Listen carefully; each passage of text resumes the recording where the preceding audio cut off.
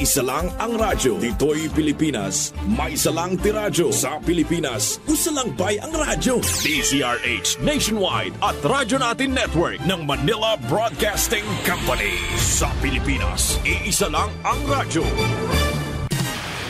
Serving the Philippines. This is MBC Media Group's Radyo Natin Nationwide, a member of the KBP. Radyo Natin Nationwide.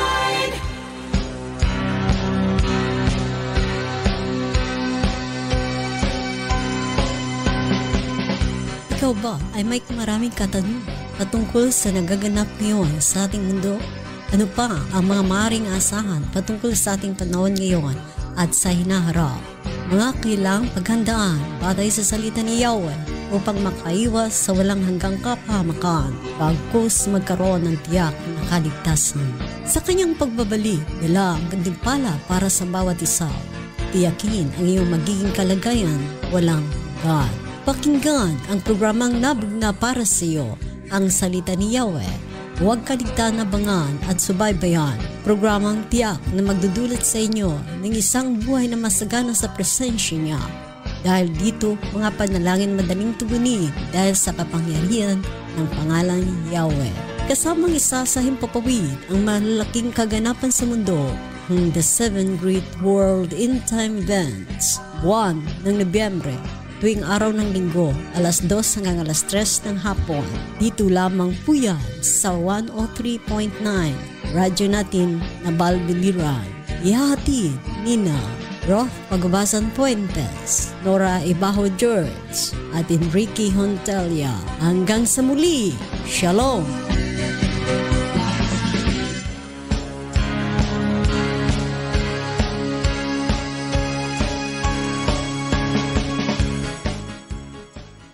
Kapayapaan ay sa manyo pong lahat.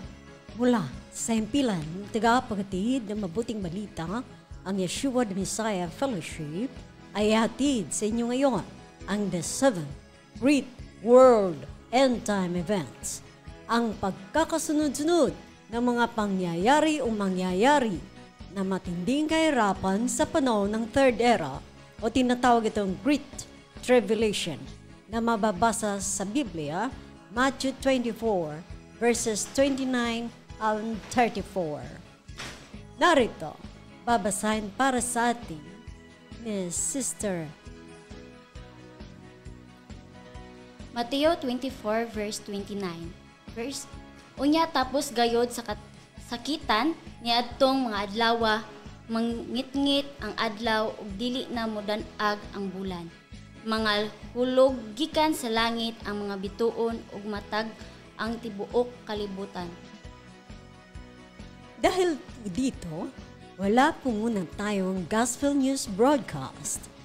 Sa ngayon, ito ay sa kadahilanan, ihimay-himayin po natin ngayon ang The 7 Great World End Time Events.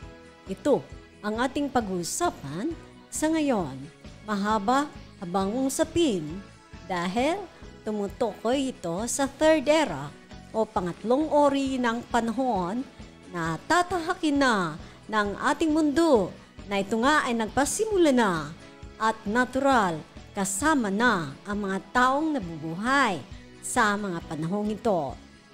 Subalit, bago pa man po tayo magpatuloy, nais ko pong humingi sa inyo ng paumanhin ng maling pagkakabanggit bilang ng numero na imbis 6 of every tribe ng 12 tribes of Israel ang lumimbag ng Biblia sa wikang Griego taon 250 BCE, CE.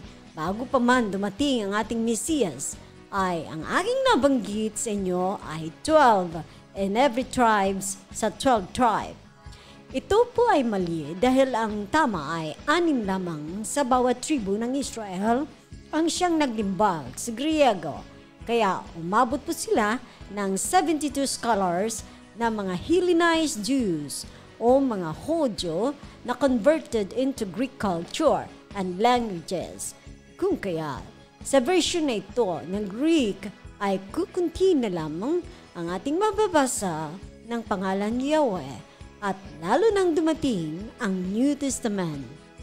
kung saan hindi na halos mababasa ang pangalan ni Yahweh, lalo na ang pangalan Yeshua, at maging sa iba't ibang paglimbag nito sa natuluyan ng nawala nga ang pangalan sa New Testament.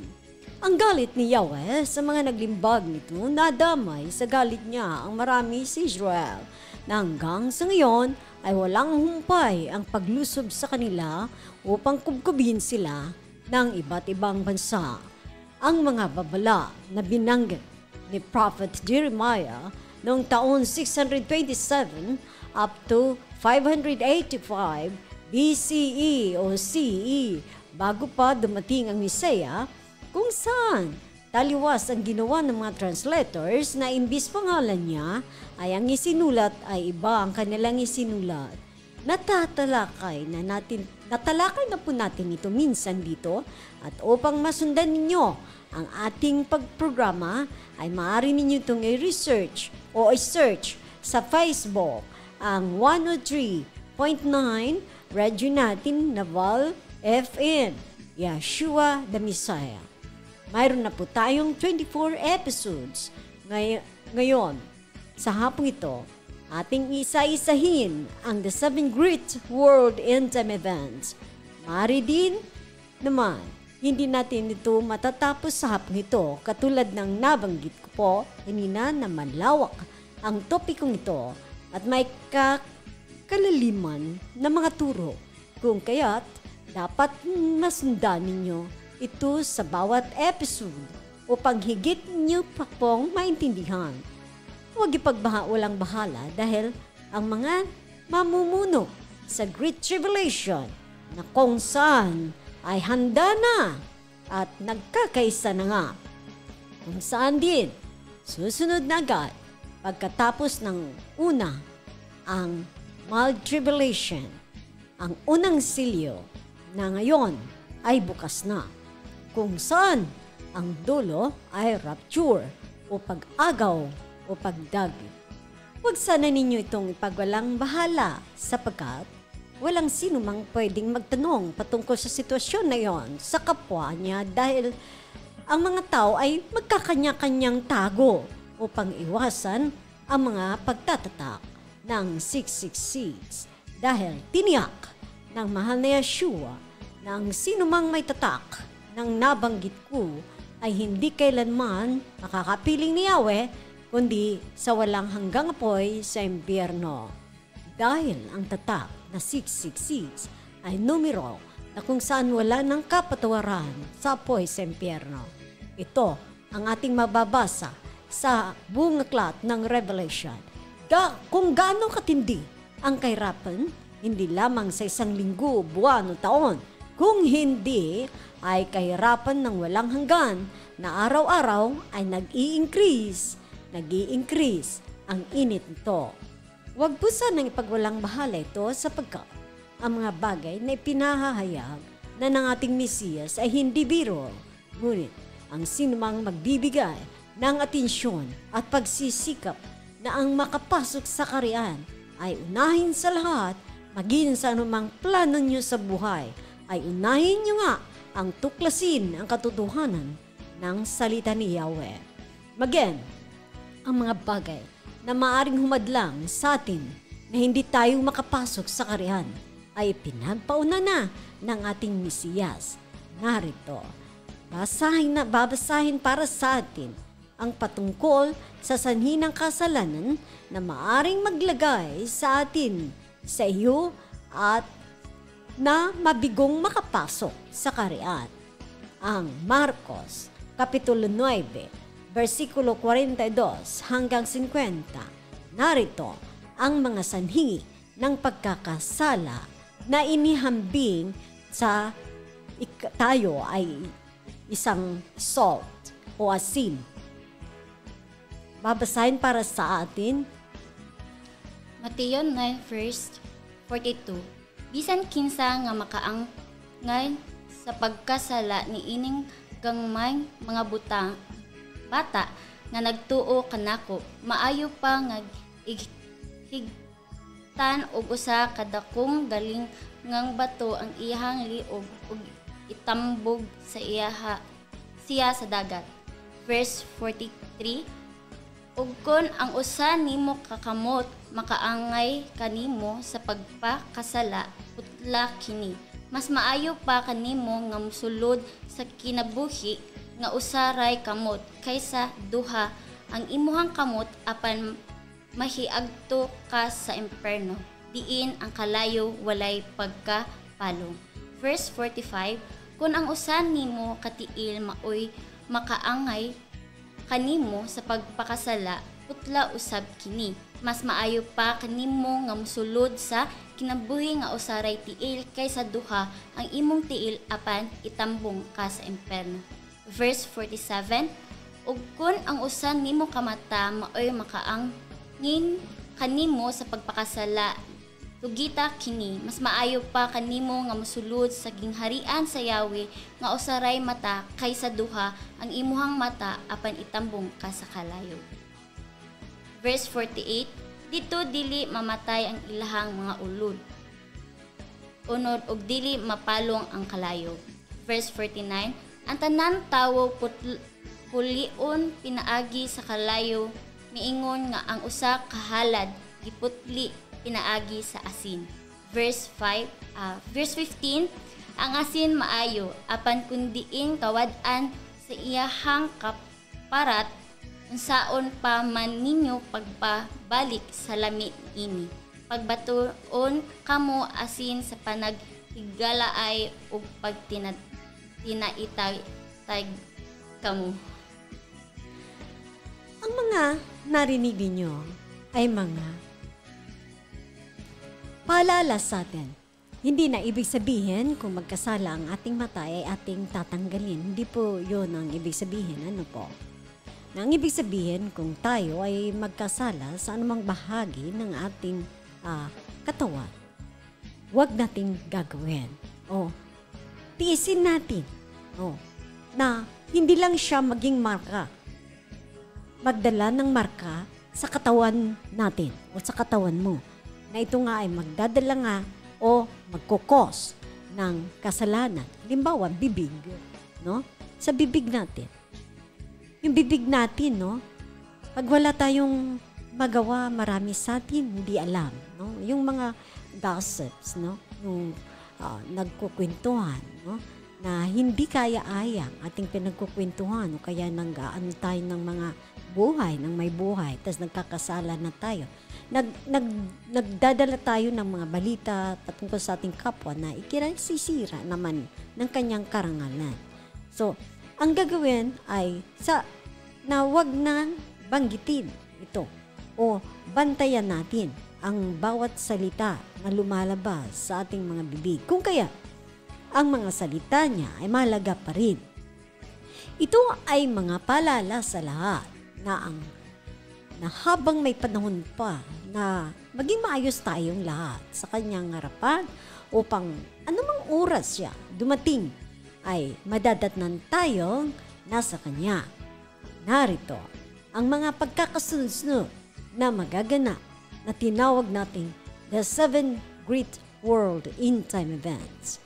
Katulad ng akin nang nabanggit, ang the 7 Great World End Time Events sa Biblia, mayroong 21 events ito.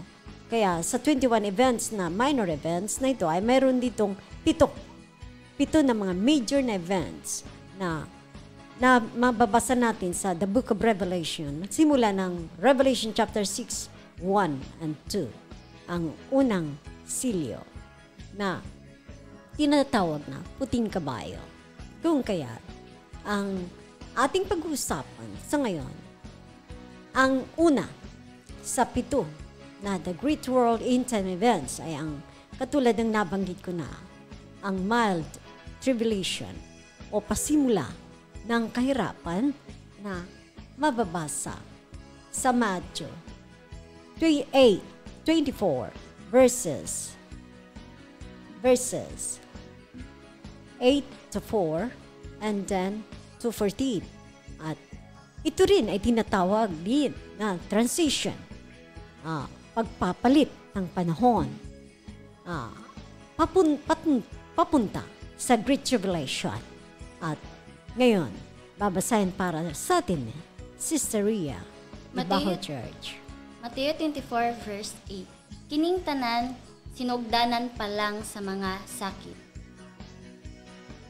Kung ating itataas ang pagbabasa, ay narito ang tinutukoy niyang mga kahirapan simula sa verse 4.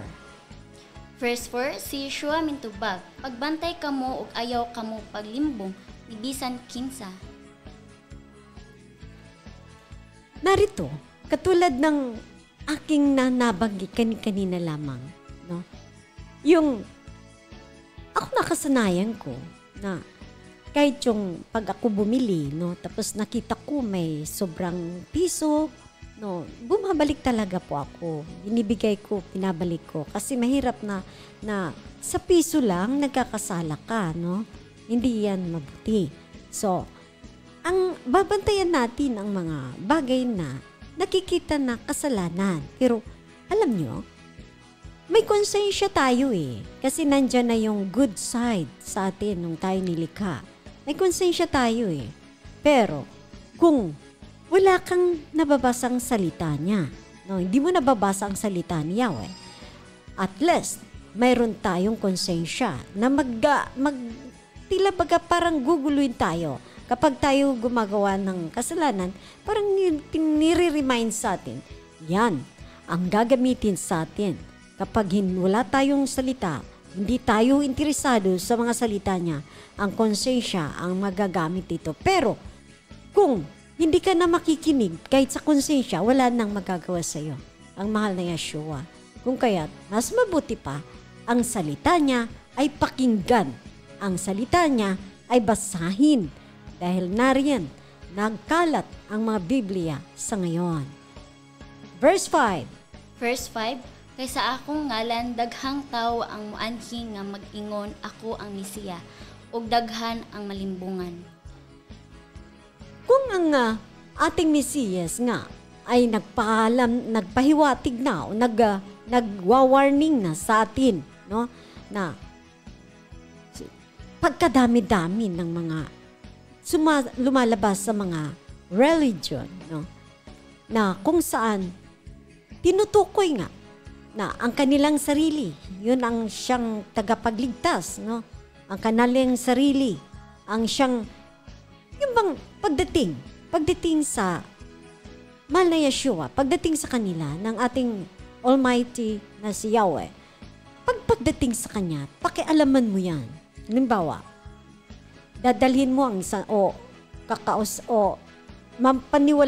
papaniwalain mo ang isang tao na sa iyong mga katuruan na parabagang ang tila sinasabi mo ay sinabi ng Yeshua na hindi naman po pala. So, ibig sabihin, minimislead natin ang isang kaluluwa. Kaya, yan, ang bawat kaluluwa ay pagbabayarin ng mahal na Yeshua sa kanyang harapan. Kahit nga yung mga artista, no, yung mga ganon, na pupurihin mo sila, no? Mas pinupuri mo sila kaysa ating mahal na Yeshua. Maging itong mga artista na ito, pananagutan nila yan. Dahil ang honor dapat lang ay sa kanya lang. Kay Yeshua, inapunta sa iyo bilang ikaw ay sikat. O, magbabayad ka niyan. Dahil ang honor dapat ay sa mahal lang na Yeshua ibigay. Hindi mo dapat angkinin ang honor na susunod ang tao sa iyo. Pananagutan mo ang bawat kaluluwa na yan sa harapan ng mahal na Yeshua na namislead mo sila. Imbis na papunta sa kanya, namimislead sila. Kaya, hindi lamang sa kanyang pangalan. Dahil kung sa pangalan niya, marami na nga ang namislead kahit nga ngayon, no, sa ating bansa, na tinutukoy ko noon pa man, na ang kanya kasing doktrina ay ang Ama ay siya ring anak. Ang Ama ay siya rin ang Espiritu. Ang tatlo, isa lang. Ang Biblia nagsabing may anak. Siya na ang anak. Which is very wrong. No? Ang marami, hindi alam ang Biblia. Kaya, nung siya'y nangangaral, marami din ang sumunod sa kanya. Dahil wala nga silang alam na iligaw sila sa mga katuruan na hindi nararapat nilang sundan. Paano? Kahit pa sa ngayon, i-discover natin habang maaga pa ang ating mga sinusundan na mga reliyon. Ano ba ang mga itinuturo? Mayroon bang sinasabi sa Biblia?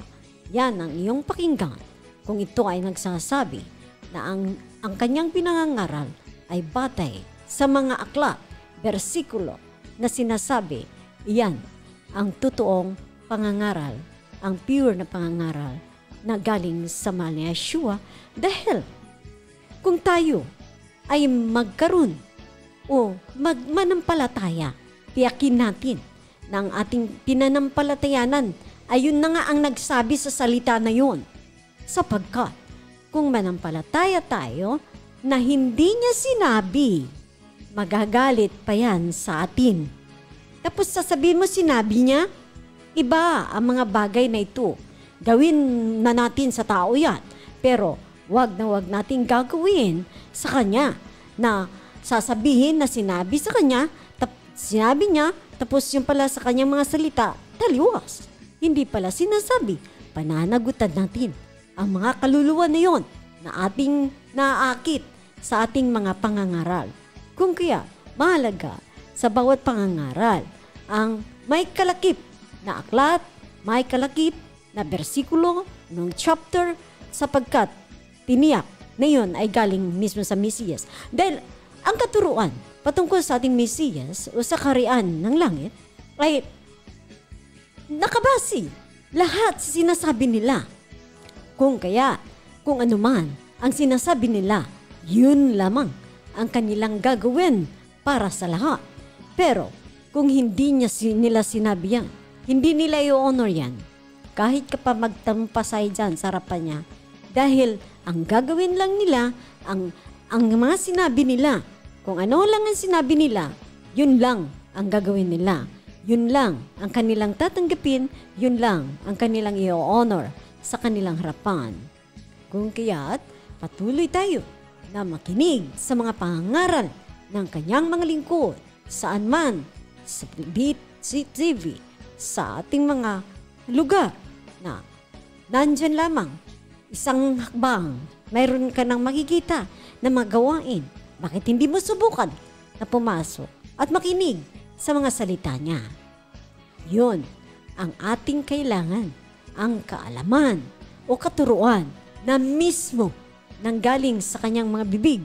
Dahil kung wala yan at ating pinaniwalaan ang hindi nanggaling sa kanya, ay hindi niya yan tatanggapin, mabibigo lamang ang iba o ang lahat. Kung kaya, pag sinabi mong may pananampalataya ka, pananampalataya nga, ayon kanino? Ayon sa iyong iniisip? Ayon sa iyong nalalaman sa sarili mo? O nananampalataya ka dahil sinabi niya? Yun ang tamang pananampalataya na tinutukoy niya. Kaya ka nagkaroon ng pananalig. Kaya ka nagkaroon ng tamang pananampalataya dahil mayroon siyang salita na kanyang sinabi at naniwala ka, yun ang tamang pananampalataya na sinasabi ng Biblia. Narito ang verse 6. Verse 6, makabati kamo og gubat sa duol ninyo og mga balita mahitungod sa mga gubat sa halayo apan ayaw kamo kabalaka, kini mga butanga kinahanglan mahitabo. Nakita na natin ang mga sinasabi ng Matthew chapter 24. Ito verse 6, no?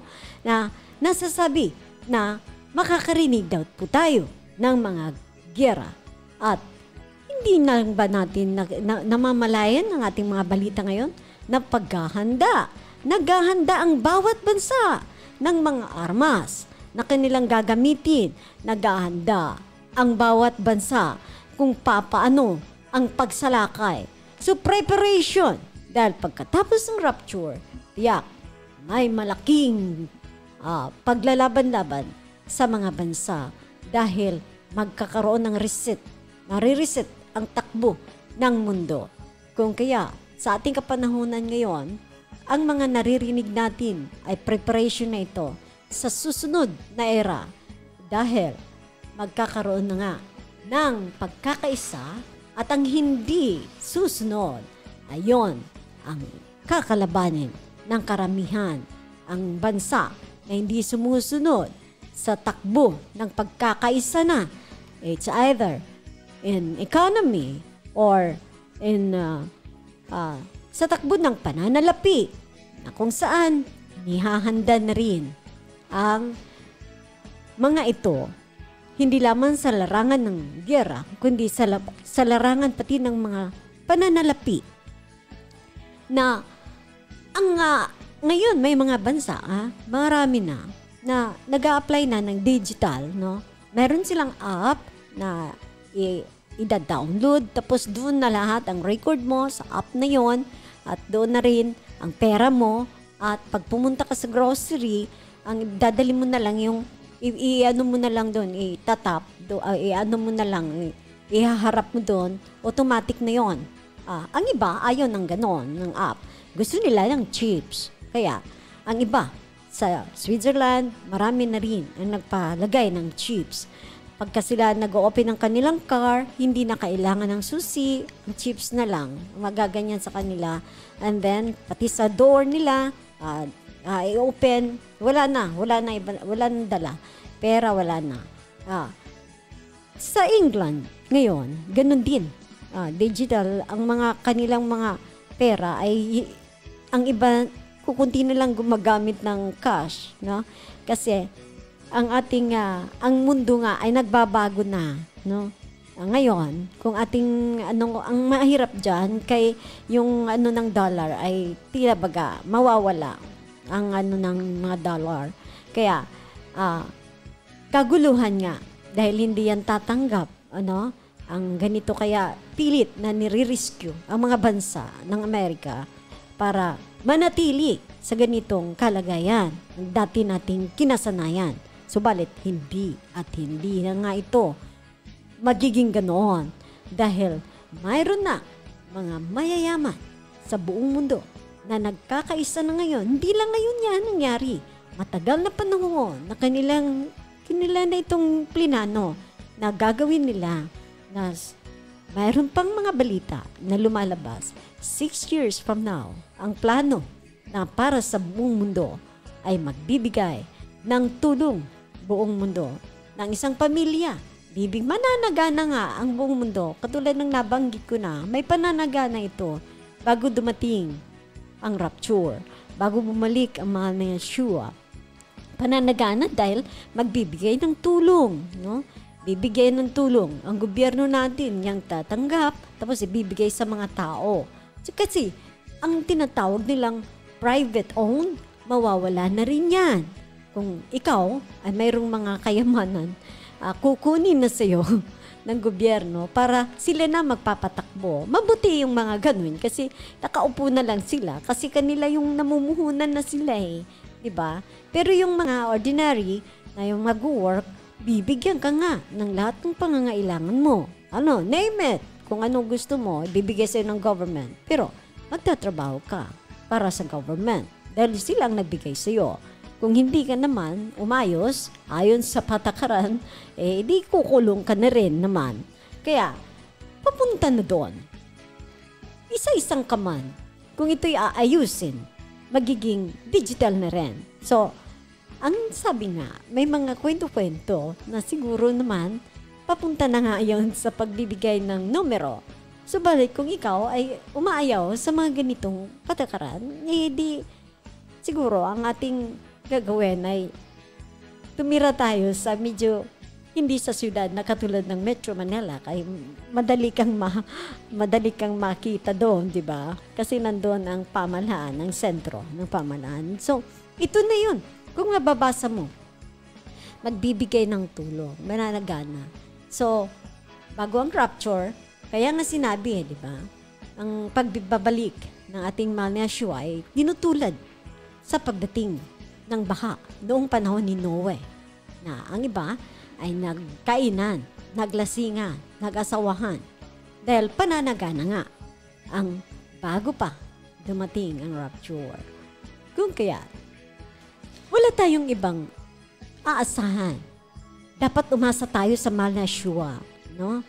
Umasa tayo sa kanyang mga salita. Dahil kung aasa man tayo sa mga bagay na parating na nga ang mga pagbabago. Ang kanilang plano is 6 years from now, pero yan ay plano. Hindi natin alam kung yan ay matutuloy na nga. Dahil yan na nga ang kanilang gustong gawin. Ang UN ngayon, yun na rin ang kanilang gustong ipatupad after 6 years. Kung kaya't ngayon, kung naririnig natin ang mga salita, no, na nandito na ngayon, na pinamamahagi sa atin, pakinggan natin. Mayroon man lang tayong babaon sa araw-araw na mga salita niya na para ito ay maging ating basihan sa ating pamumuhay. No? Mas maganda kasi ang mayroon kang salita ni Yahweh, no?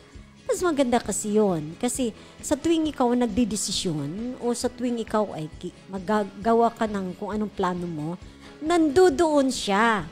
Dahil ang mga salita niya ay iyong ina-apply sa anuman pinaplano mo. So, ibig sabihin, nangunguna siya sa'yo. Ina-allow mo na siya ay manguna sa'yo dahil mayroon kang paghahanap na ang kanyang mga salita ay masusunod mo. So, ang kanyang mga salitaan, siyang magbibigay lamang sa atin ng buhay, no? Na sa susunod na era, no? Pagamat kung ikaw ay maiwan sa rapture, ang kanyang salita ang bababaon mo. Subalit ang salvation, no? Mamaya talakay natin kasi iba ang salvation na sa third era o Great Tribulation. Ang magiging salvation doon is their name na akin ang nabanggit, no? Kaya kung hindi ka tatatakan ng pangalan ng mahal na Yahweh at saka ng Yeshua, ang Yeshua ay mababasa mo sa Jeremiah. Basahin natin, no? Bakit mayroon bang Yeshua, yung pangalan? Wala naman sa Bible. Tingnan natin sa Jeremiah 23 verse 6. Jeremiah 23 verse 6.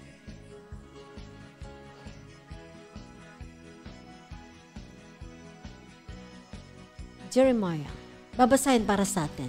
Jeremiah 23 verse 6. Kung maghari na siya, mahilikay na sa kadaot ang mga katawhan sa Juda ug magpuyo nga malinawon ang katawhan sa Jerusalem.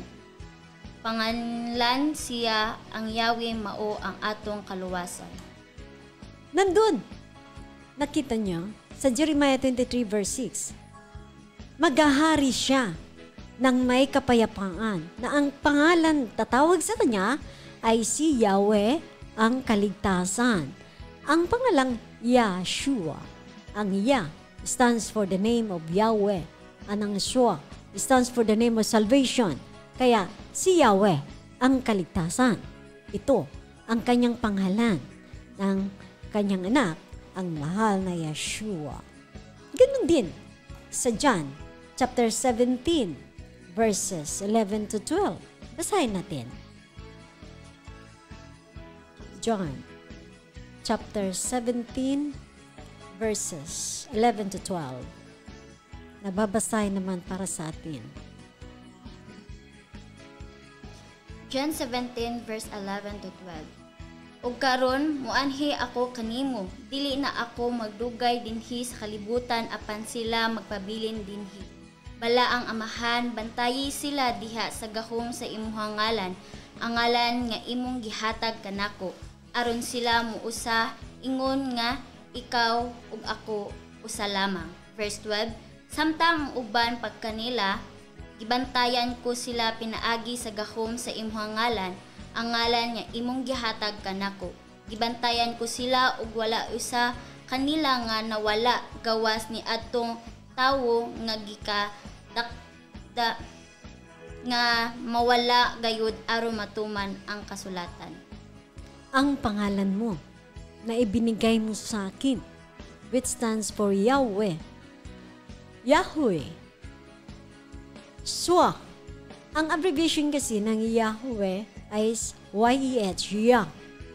Ang Shua, which is salvation, meaning si Yahweh ang kaligtasan. Yan ang meaning ng kanyang pangalang, Yeshua. narito, ang verse 6 pa rin ng Matthew 24, verse 6. Apan wala kini magpasabot nga mauna ang katapusan. Okay. Hindi pa. Katulad ng verse 1 and 2 and 3 ng Matthew 24 na sinabi doon na ang gara naman, sabi ng kanyang mga disipulo, di ba? Ang gara naman ng mga palamuti ng building na ito, sabi nila. Subalit, sinagot sila ng ating Mesiyas. Ang sabi, nakita mo ba yan? May isa dyan. Walang papatong sa kapwa bato niya. So, ibig sabihin, ang lahat ng bagay madudurog pagdating ng araw. Subalit, na-intriga nga ang mga disipulo. Kaya nung naglalakad na sila bandang bulubundukin, tinanong ang mahal Mesiyas, sabihin mo sa amin, sabi ng mga disipulo. Mahal na Mesiyas, sabihin mo sa amin, kailan nga magaganap ang sinasabi mong madudurog ang mga bato na papatong sa kapwa niya bato? Ang sabi niya, ang sagot niya ay nasa verse 4. Verse 3. Sapagkat, ito, kailan, ang tanong kasi nila ganito, kailan ang iyong muling pagbabalik at ang katapusan? So, ang pagbabalik na yung rapture. No? At ang katapusan, sinasabi dito sa verse 6b na Apan wala kini magpasabot nga mauna ang katapusan. so hindi, di ba? Magkaiba yon. Ang rapture, hindi yan ang katapusan. Ang katapusan ay iba ang kanyang tinutukoy. No? Dalawang magkakaibang panahon ito. Na karamihan sa nakikita natin no, sa mga Facebook, tinutumbok na. Sabi nila, katapusan. Hindi mahaba pa ito lalakarin ng mundo. Pero, hindi pwedeng sumabay tayo sa mahaba na yun. Dahil hindi na maayos ang takbo nito. Kasi, agapan natin na tayo ay makasama sa rapture. Ang rapture o pagdagit o pag-agaw, aagawin tayo sa panahon na kung saan nandito na tayo, magiging medyo magulo pa ito ng konti. No? Mild nga mild tribulation. Kaya nga sinabi niya, narito, ang verse 7. Verse 7, maggubat ang mga nasud ug mag-away ang mga gingharian. Ang tinutukoy dito, nakita naman natin nangyayari ito, no? Ang nag-aaway-away ang mga bansa. Ngayon, ang ating bansa naghahanda, no? So, mayroon pa dito sinasabi, mag-aaway ang mga kaharian. Ilan niyo ba itong mga kaharian na tinutukoy? Kaharian ito ng spiritual na kung saan tinutukoy dito na ang panahon natin sa ngayon ay ang hirap makapamuhay sa kalooban ng mahal na Yahweh sa kanyang salita. Bakit? Lumalabas na yung saan nanggagaling itong mga pwersa ng kadiliman. No? Makikita mo sa Facebook, magugulat ka. Pati yung pangalan yung sa girl, no? Isasaliwalat na, yung parang sasalitain na nila. Then yung mga videos na, mga porn, nandyan na. Pag ano mo sa Facebook, nandyan na. Nakita mo, ang kalakasan na pagkilos ng kaharian ng kadiliman ngayon sa ating kapanahunan ay tila baga ay lumalakas sila. Kung kaya sa ating kapanahunan ngayon mahalaga ang kanyang mga salita at ang pananalangin upang hindi tayo nila magapi. Dahil sa pananalangin, withdraw the presence of the Almighty. No? Pag tayo nananalangin, ang presence niya, dinidraw natin sa atin. No? Inaano natin sa atin ang presence niya. Kasi sa presence lang niya talaga, hindi makakakilos, mapaparalyze ang anumang pang-aakit ng kaaway. Na para kang manhid, no? Nakikita mo yung mga bagay na yon pero hindi ka nakakaramdam. Manhid ka, nagiging manhid ka kapag ikaw ay nananalangin kahit sa anong uri ng temptation. Kaya mahalaga sa atin ang pananalangin. Ituloy po natin May mga gutom ug mga linog sa tanang dapit. Gutom at lino, no po, kamakailan lang, makita natin, no? Ang mga lindol na maabot pa 7.2, 7.4. Nalakas siya na. Ito lang bago, no? Kaya, hindi lang ngayon sa Turkey. Ano nga yung una? Yung sa Turkey. Biro mo, hindi basta-basta yung lindol na yun kasi 10 cities ang naparalyze. Nung nagkaroon ng lindol ang Turkey, 10 syudad ang naparalyze. 3 lang doon ang may kuryente. 3 lang doon ang natira pang may kuryente. Kaya ganon ang panahon ngayon, ang ating Manila, no? Inaabangan na yung big one na sinasabi nila. Kaya nga noon, hindi naman yung mga eskwelahan, hindi naman nagtuturo kung paano yung mga bata mag-escape sa mga ganitong mga pangyayari. No? Pero ngayon, obligado ang mga guro na ituro ito. Na ibig sabihin, mayroon na talagang nararamdaman na ang mga pagbabago ng pating panahon na maging ang mga ating kalagayan sa ngayon. No? Ay hindi na tayo safe. Kaya, safe lang tayo kung lagi tayo sa ating panalangin at hingin ng tulong sa mahal na Yeshua dahil ito ang panahon na kailangan tayong sumandal sa kanyang kapangyarihan, hindi sa ating mga sariling kakayanan. Maging sa verse 8, uli babasahin. Verse 8, kining tanan sinugdanan pa lang sa mga kasakit. So, sabi, pasimula pa lamang, no? Sa mga kahirapan. Binabasa natin ang unang silyo, ha? Nandito tayo sa mild tribulation, sa Revelation 6, 1 and 2. So, at sa verse 9, basahin natin. Verse 9, unya dakpon kamo sa mga tao aron sakiton ug unya patyon, kasilagan kamo sa tanang katawhan tungod kanako. Nangyari na ito nung panahon ng mga disipulo na inisa-isa ko kung paano sila namatay, paano sila na persecute, na mauulit muli. Mayroon pa itong pangalawa, no, wave. Kumbaga mayroon pa itong phase 2, no, na mangyayari na persecutions dahil yung mga darating ang panahon, no, na sinasabi nilang project na gagawin sa buong mundo, no, 6 years from now. Ayon sa kanilang programa, no, magbibigay ng tulong, no, sa bawat tahanan. Wala, ayon pa sa kanila, siguraduhin na walang maiiwang naghihirap ang bawat tao. So, ibig sabihin, mananagana. Mayroong kasaganaan na darating sa buong mundo, kung kaya't dito makikita marami sa hindi tatanggap, marami sa hindi tatanggap ng tulong.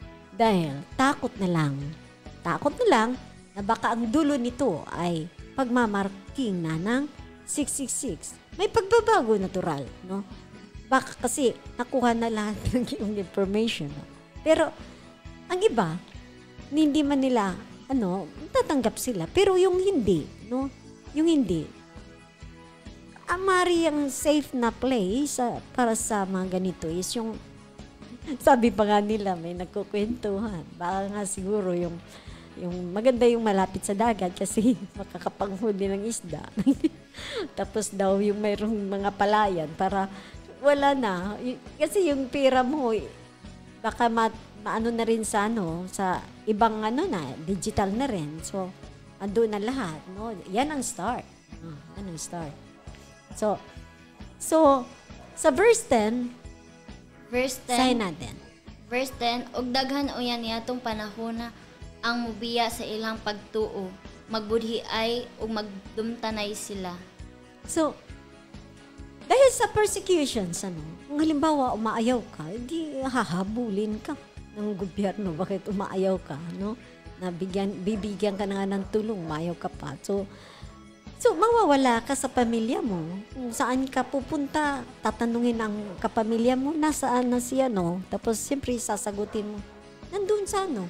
So, parang, imbis na ayaw mong ipalam kung nasaan ka, ang pamilya mo mismo magsasabi kung nasaan ka. So, ito na yon, no? Marami kasi ang ayaw pang maniwala. So, pero, ang salita ng mahal na Mesiyas ay hindi yan magkakabula. Kailangan at talagang magaganap yan. Sa verse 11, Matthew 24 verse 11. Verse 11, unya daghang mini nga mga propeta ang munang ug daghan ang mulimbungan nila. Ito na yon, no? Magpapakita pa ito ng milagro sa Great Tribulation. Itong mga fake na mga prophets. Iisa-isay natin yan. Ang mga fake prophets, magpapakita pa ito ng mga power, no? Magdi-display ng mga power. So, makikita, no? Na ito nga pinagpauna na, no? Nagpauna na para sa atin upang atin malaman ang mga bagay na ito. Verse 12 of Matthew 24. Verse 12, tungod sa pagdagsa sa dautan, bagnaw ang gugma sa daghang tao. So, ibig sabihin, na-overwhelm na ang mundo sa kasamaan, di ba? Ma-overwhelm ito. Kasi nga, kung saan makikita mo na lang, no? Diyan sa, yan ang social media, makikita mo talaga, napakarumi, no? Kung hindi ka dyan malinis, na tumitingin ka dyan, makaka-feel ka kung anong mga temptation na nandyan. Pero kung malinis ang iyong mata, na sinabi kanina, na malinis ang mata mo, ayaw mo ng ganyan, mararamdaman mo yan makikita mo ang sinasabi na denying of ourselves. Mangyayari na yan, no? Na i-deny natin na kahit gusto natin, kung yan ay na may kasalanan, hindi natin gagawin. So, that's self-denial.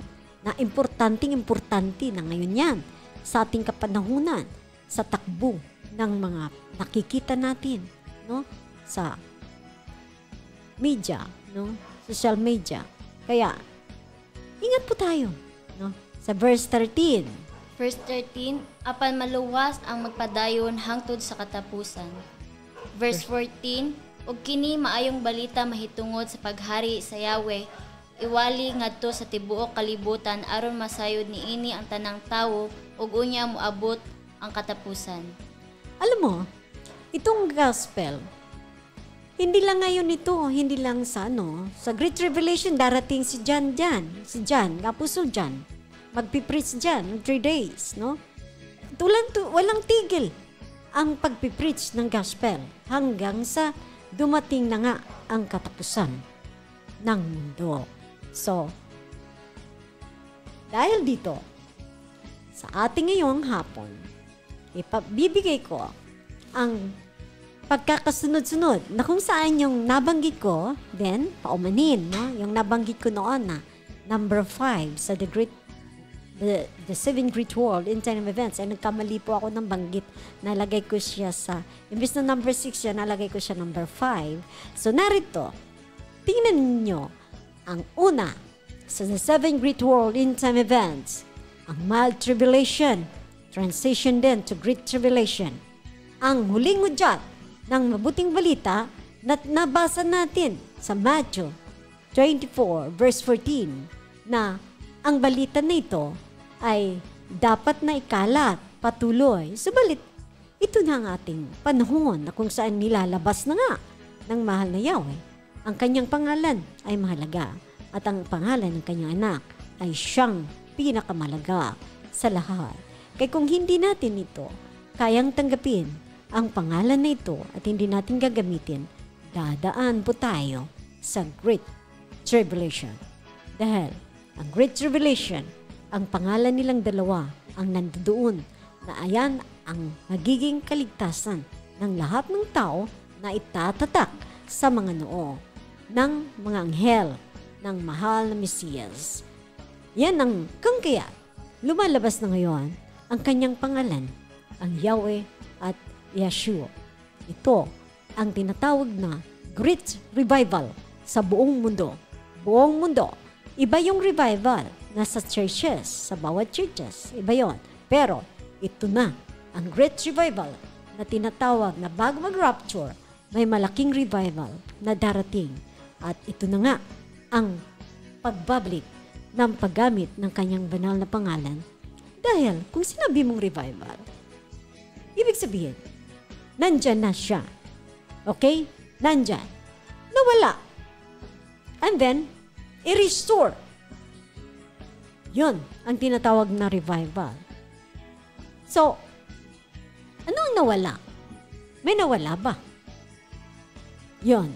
Ang dalawang pangalan dahil kailangan na ilabas ito ngayon dahil ito ay gagamitin na sa Great Revelation para sa pagtatatak. Akin na pong nabanggit yan nung nakaraan. No? Ang gaano kahalaga ang kanilang banal na pangalan sa Great Revelation. Ang Mild Tribulation na yun ang number 1. Sa ngayon na nandito na tayo sa 7 Great World End Time Events na mababasa sa Revelation chapter 6 katulad sa banggit ko 1 and 2, Luke 21 and Matthew 24. Ito ang mga chapters, ang mga books, ang mga verses na tumutukoy sa ating kapanahonan sa ngayon. Ang pangalawa ay susunod agad ang Great Tribulation na pagbubukas din ng pangalawang silyo na mababasa sa Revelation chapter 3. Ang 7 silyo na nandito sa second silyo, ang Great Tribulation, magpapasimula onwards na yan hanggang sa Revelation chapter 6, 7, 8, yun, and then susunod doon ang 7 trumpets. So, ilan na yun? Tapos ng 7 another 7 trumpets, that would be 14, and another 7 bowl is 21. 21 ito. At ito na rin ang pangatlo. Ang pangatlo sa the 7 Great World End Time Events ay ang White Throne Judgment. Yan ang pangatlo na magaganap. Ang pangapat, iisa-isay natin na mababasa ang White Throne Judgment sa Revelation chapter 19 verses 11 up to 18. Sa mga susunod na panahon, atin itong isa-isahin. Ang number 4, yon ang tinatawag na Battle of Armageddon. Nandito sa Revelation chapter 19 verses 21 at ang 19 verses 19 to 21. No? Ito lahat ang magsasabi sa Battle of Armageddon. Number 4 ito sa the 7 Great World End Time Events. And then, ang number 5, the reign of Yeshua. Ng 1,000 years sa kalupaan. No? Revelation chapter 20, 4 up to 6, 5 to up to 6 nga. And then, panganim, pagkatapos ng 1,000 taon. Pero, bago ang number 5 sa paghahari ng mahal ni Yeshua sa ang ating Mesiyas sa kalupaan ay itatali si Satanas for 1,000 of years. Pagkatapos ng paghahari ng ating mahal na Mesiyas ng 1,000 years, pakakawalan ulit si Satanas. Kaya ito na ang final o pinali na battle ng mga spiritual forces laban sa ating Mesiyas. At pagkatapos, dahil matatalo din sila, 2 battle magaganap sa Great Tribulation. At itong battle nito ay si Satanas ang kaharap na dito ay ng kanyang mga kampuan. At ang the 7th and final is the eternal state. Yun, isa-isahin natin sa pagdating ng ating mga iba pang mga broadcast. At nagpapasalamat kami sa inyong pakikinig sa ating programa at panonood din sa Facebook 103.9 Naval FM, the Yeshua the Messiah. Paalam!